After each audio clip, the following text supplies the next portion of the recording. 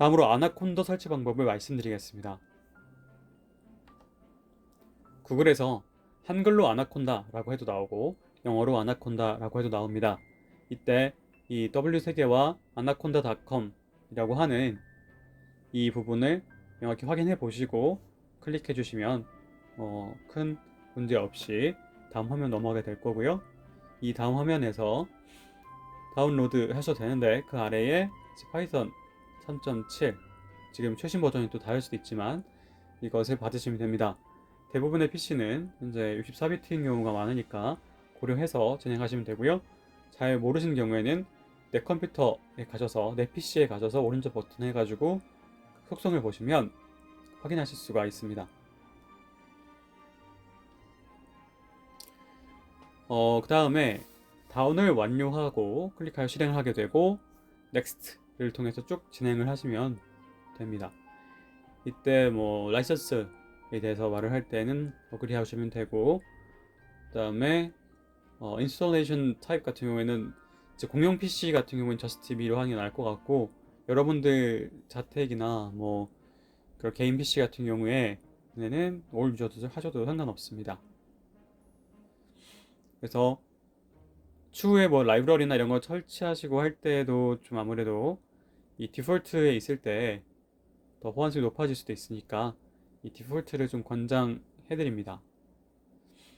그리고 만약에 디폴트 타겟에 아나콘다가 설치가 안 되면 그 아나콘다 3라는 폴더를 따로 만들어서 그것을 실행을 하셔도 나중에 아나콘다 3 이거는 되게 잘 와닿는 말이니까 추가해서 진행하시고, 대신 한글은 절대 포함시키지 않도록 하시면 좋을 것 같습니다.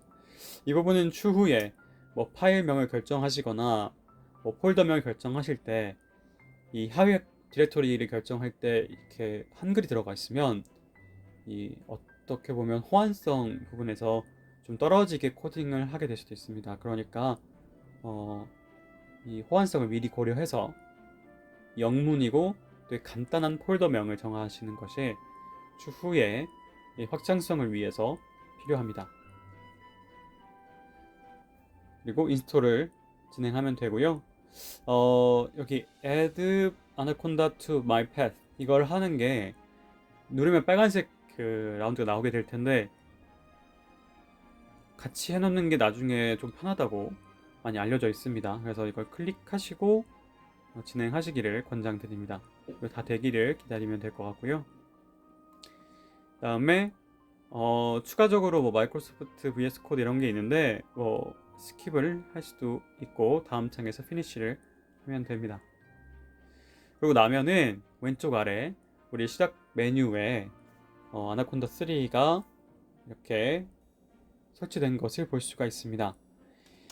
여기서 아나콘다 프롬프트를 활용하면 우리가 윈도우 커맨드 창이라고 많이 알려져 있는 약간 도스창스러운 그런 프롬프트가 나오게 되고, 거기서 이렇게 한 줄 한 줄 명령을 내리면 상대방 컴퓨터가 대답을 해주는 그런 형태로 진행되기도 하고, 주피터 노트북을 앞서 말씀드렸듯이 우리가 많이 활용하게 될 것입니다. 자, 이제 아나콘다는 설치를 했고 우리가 전자 출결 시스템이 어떻게 되는지 알려드리겠습니다. 이미 해보신 분들도 많겠지만 이 URL로 들어가셔서 전자 출결이라고 하는 키워드로 검색을 하시면 이렇게 최신 공지들이 나오게 될 겁니다. 그 공지에 따라서 진행해 보시면 좋을 것 같습니다. 제가 이 강의를 만들기 바로 직전에 확인했을 때는 2019년 2월 공지가 최근이었는데 오늘 조금 더 업데이트 된다 이런 소식도 들은 바가 있어서 확인해 보시면 좋을 것 같습니다. 다음으로 설치해 두었던 주피터 노트북에 대해서 말씀드리도록 하겠습니다. 이 주피터 같은 경우에는 다음과 같은 구조를 가지고 있습니다. 앞서 이 프롬프트 형태로 제공됐던 파이썬 부분에서 이렇게 인터랙션을 할 수 있도록 모드가 제공되는 게 IPython이었고, 이 IPython 커널을 기반으로 이제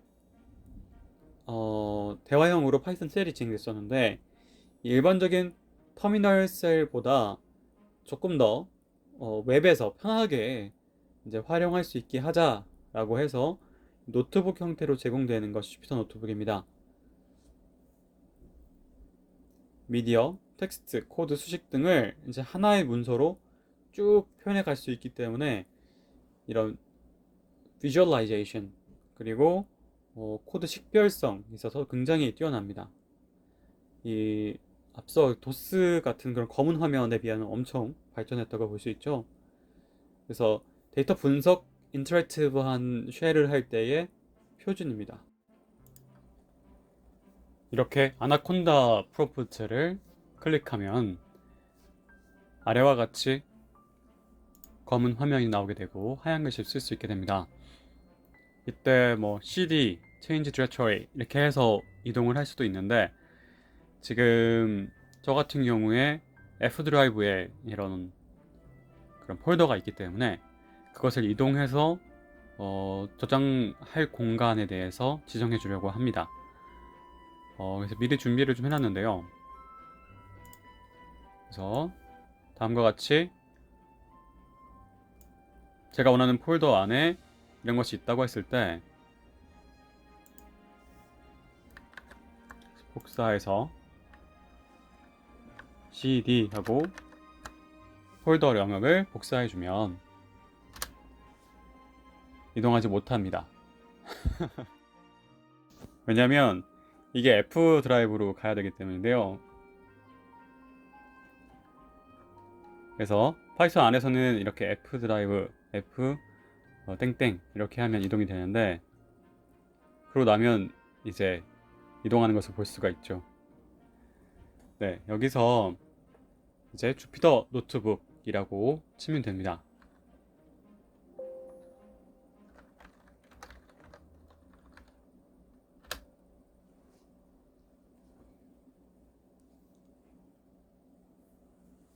그러면 이렇게 지금 제 폴더 안에 이런 자료가 있다는 것을 알 수 있게 되고 여기서 제가 만약에 두 번째 위크에 해당하는 파이썬 리뷰의 주피터 노트북을 선택한다면 이제 켜지게 되겠죠. 아까 이 확장자는 확인하신 바가 있을 겁니다. 자, 여기서 새로운 것을 만들어낼 수도 있습니다. new라고 이 오른쪽 부분에 이 프레시 바로 앞에 new라고 있죠. 이 new 했을 때 파이썬 3라고 하는 것이 밑으로 리스트업 되고 클릭하게 되면 이렇게 새로운 창이 열려지게 됩니다. 여기엔 두 가지 모드가 있게 됩니다. 에디트 모드 그리고 커맨드 모드. 이 셀의 안으로 들어간 상태이고 셀의 바깥으로 들어간 상태 이렇게 나눠지게 됩니다. 그래서 엔터를 치거나 셀 안을 클릭하면 에디트 모드로 바뀝니다. 그리고 왼쪽 바의 색깔이 초록색으로 바뀌죠. 코드 작성 시에 사용한다고 생각하시면 되고요. 이 밖에 나갈 때는 클릭을 그 셀 밖으로 클릭할 수도 있고 아니면 ESC를 통해서 나갈 수 있습니다. 여기 엔터 반대가 ESC고 셀 안을 클릭하거나 밖을 클릭하거나 이렇게 나눠지게 됩니다.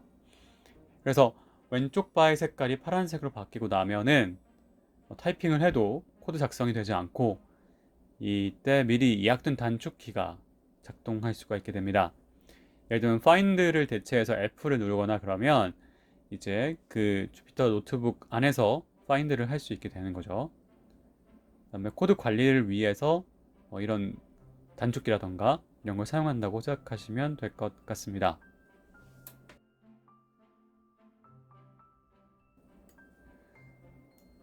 보여드리면 이렇게 클릭했을 때 안쪽에 있게 되고 바꿔주고 클릭하면 파란색이 되죠.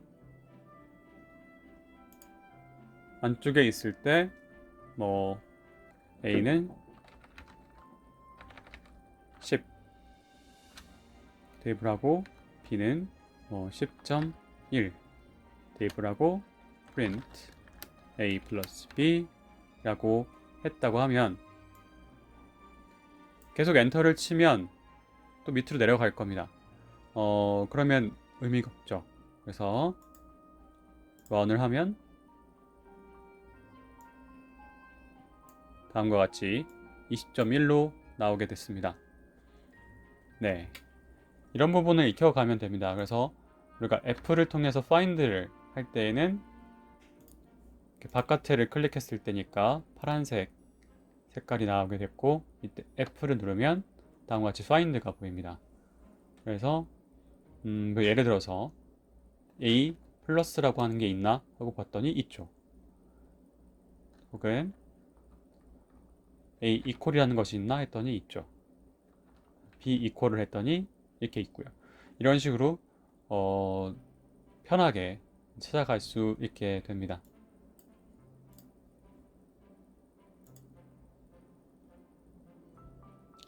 자, 그래서 이런 식으로 코드 실행 명령어를 진행해 갈 수 있다는 점, 그리고 셀 단위의 실행이기 때문에 실행 시점에 해당 코드가 메모리에 올라가서 처리되고 나온다는 점, 그리고 아까 전에 run이라고 했던 것, 그것을 사실 run은 그것을 전체적으로 시작하는 거기 때문에 각각 셀을 컨트롤 엔터로 진행할 수 있다는 점, 그리고 쉬프트 엔터로 진행할 수 있다는 점, 그리고 알트 엔터로 시작할 수 있다는 점. 네, 이것은 이제 셀 바뀌든 아니든 상관없이 적용이 돼서 실행이 된다고 합니다. 자, 다음으로 주요 단축키는 아래 셀과 합치는 것, 그 머지의 이제 이니셜이죠. M을 이용해서 Shift M, 그리고 셀을 오려두는 것, 그러니까 앞서 보여드렸던 요 하나의 셀을 옮기려고 한다 라고 하면, 자, 몇 개 더 만들어 보겠습니다. C는 3, D는 5, 이런 식으로 만들었다고 했을 때 요 셀 하나를 이제 오려두겠다 그러면 이렇게 X를 눌렀을 때 사라지게 되고, 붙여넣거나 셀을 카피하거나 붙여넣는 것은 우리가 알고 있듯이 C 그리고 V 이렇게 진행이 됩니다. 셀을 지우는 것은 delete의 약자로 D가 되고, 셀 지우기를 취소하는 것은 컨트롤 Z 하면 보통 돌아가게 되잖아요. 그래서 Z를 하면 됩니다. 아까 잘라놨던 것을 V로 붙여보겠다고 하면 내가 붙이고 싶은 곳에 눌러서 V를 누르면 그 아래에 붙게 된다는 점. 자, 다음으로 마크다운이라는 것이 있는데요. M입니다. M을 해보면 네, 여기 마크다운이라고 보이죠. 이 마크다운이라는 게 생깁니다. 다음으로는 코드로 변환하는 것이 있고, 이것은 Y입니다. 아까 전에 마크다운 갔다가 코드 갔다가 이렇게 바뀌는 것을 보실 수가 있죠. 네, 주요 단축키 중에서 셀 안에 있을 때, 즉 에디트 모드일 때 툴 팁을 표시할 수 있습니다. Shift 탭이라고 하면 그 사용 함수 설명을 해주는 건데요. 자, 여기서 예를 들어서 프린트 뒤에다가 이렇게 Shift 탭을 누르면 이 프린트라는 함수에 대해서 어떻게 진행해야 되는지가 어떤 규칙에 의해서 진행되어야 되는지가 설명되어 나옵니다. 프린트 뒤에 우리는 밸류만 넣었죠. 그래서 밸류를 넣었을 때 이렇게 된다는 점. 그리고 만약에 파일의 어떤 형태를 사용하게 되면 이런 식으로 진행된다는 점. 이런 것들을 우리는 도움말을 이용해서 더 편하게 활용할 수 있게 됩니다.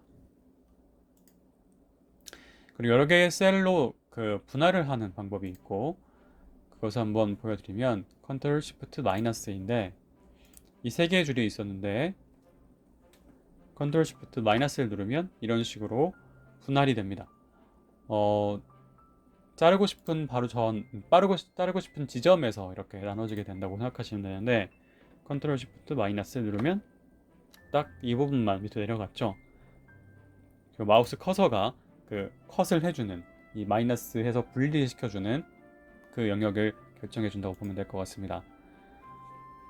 다음으로는 뭐 들여쓰기라던가 변수나 함수 작성할 때에 탭으로 자동 완성 기능을 활용하는 것 등이 있습니다.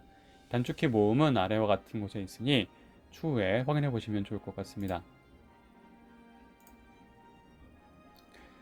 다음으로 이 문서로서의 노트북을 생각해 볼 수가 있어요. 아까 그 iPyNB라고 하는 그 확증자를 보여드렸는데 그 자체가 하나의 보고서입니다. 그래서 문서로서의 기능을 위해서 아까 마크다운이라는 기능을 말씀드렸고, 레이텍스라고 하는 기반 수식 표현이 있는데 이게 저는 이제 논문에서 처음 접했던 용어입니다. 그래서 그 용어가 그러니까 논문을 쓸 때 그 라이텍스라는 것을 기반으로 하면은 그 수식 적용이 잘 된다 뭐 이런 거죠. 그래서 마크다운 사용법이라던가 최근 머신러닝 교재 등을 통해서 이제 우리가 잘 활용해 볼 수 있게 될 텐데,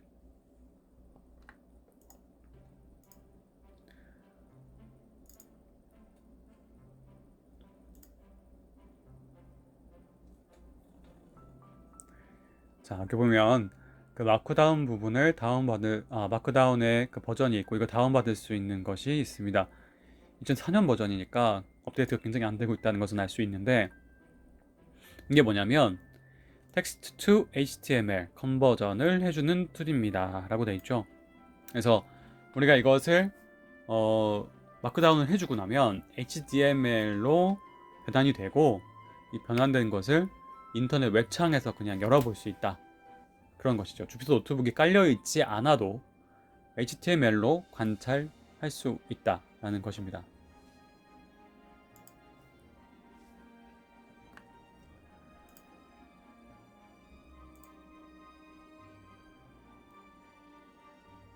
네, 다음으로 이런 어떤 iPyNB라고 확장자를 갖고 있는 어떤 교재가 있다고 할 때 이것을 이렇게 바로 열어볼 수 있는 그런 것입니다.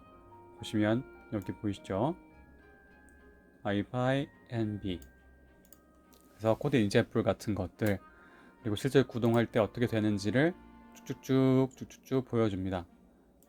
이 iPyNB를 다운받아서 바로 그냥 키면 이런 것들이 바로바로 눈에 보여지게 됩니다. 여기 나온 말들은 조금 지금 당장 보시기엔 좀 어지러울 수 있으니까 다시 돌아가서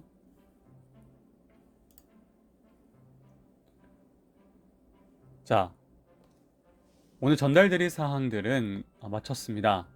그러니까 여러분들께서 자주 사용하실 수 있는 컴퓨터에 바로 지금 아나콘다를 설치해 주시고 직접 주피터 노트북을 실행해 봐 주세요. 그러니까 추후에 인프런 수강을 할 때, 그리고 어떤 추후 과제 때문에 어떤 폴더에 저장을 하면 좋겠다라고 해서 되도록 영문 위주로 좀 쉬운 짧은 단어를 포함한 디렉토리 안에다가 이 주피터 노트북이 실행되도록 만들어 보시면 좋을 것 같습니다. 이것이 실습 시간이라고 생각하시면 될 것 같고요. 다음 시간에는 만약 가능하다면 우리 실습실 혹은 여러분의 그 학습을 할 수 있는 그 개인 PC가 있는 곳에서 개발 환경 구축이 잘 되었는지 확인하는 시간을 가지게 될 것 같고요. 그것을 바탕으로 우리가 기존에 배웠던 혹은 다시 배우시더라도 어떤 복습 혹은 익숙해지는 시간을 갖도록 하겠습니다. 분위기가 뒤숭숭해서 그 학습에 집중하기가 어려우실 수도 있어요. 그러나 이럴 때일수록 우리가 각자의 역할을 충분히 해주고 우리가 발전해 가야지만이 손해를 보지 않습니다. 전 사실 2002년 월드컵 때 고등학생이었거든요. 근데 정말 행복했고 정말 기쁜 어떤 응원의 그런 열기가 뜨거웠는데, 그때 그렇게 막 길거리로 나가서 응원하고 시간 보내고 그런 것들이 다른 분들께는 좀 스트레스 해소의 수단이 되었겠지만 공부를 하는 입장에서는 조금 집중하기 어려웠었습니다. 그러나 그런 시간에도 좀 집중하고 노력을 하는 것들이 능력을 펼쳐가는 데 있어서 기반이 되었다고 생각해요. 그러니까 여러분들도 지금 이 순간 최선을 다해서 집중해 보시기를 응원드립니다. 그러면 첫 강의를 들어줘 너무 감사드리고요.